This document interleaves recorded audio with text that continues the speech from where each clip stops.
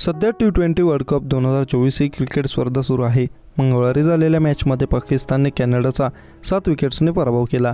या स्पर्धेतील पाकिस्तानचा हा पहिला विजय आहे। याआधीच्या दोन्ही मॅचमध्ये ते हरले होते। न्यूयॉर्कमध्ये टीम इंडियाकडून पराभूत झाल्यानंतर मंगळवारी 12 जून रोजी त्याच स्टेडियममध्ये कॅनडा विरुद्ध पुढील मॅच पाकिस्तानने खेळली। यात करा किंवा मारा मॅचमध्ये पाकिस्तानने 8 गडी राखून विजय मिळवला। टीमला 2 अंक मिळाले आहेत।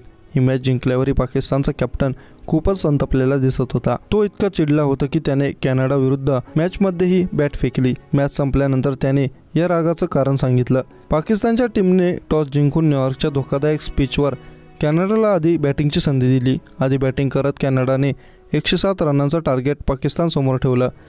टार्गेटचा पाठलाग करताना पाकिस्तानची सुरुवात चांगली झाली नाही। अवघ्या 20 धावांवर टीमने पहिली विकेट गमावली। मात्र यानंतर कॅप्टन बाबर आझमने मोहम्मद रिजवानसह खेळ सावरला।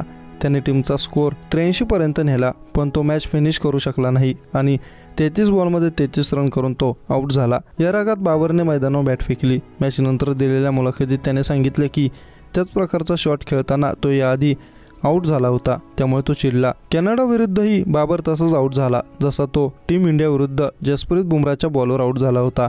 भारत विरोधात खेळताना ऋषभ पंतने बाबरचा कॅच पकडला होता।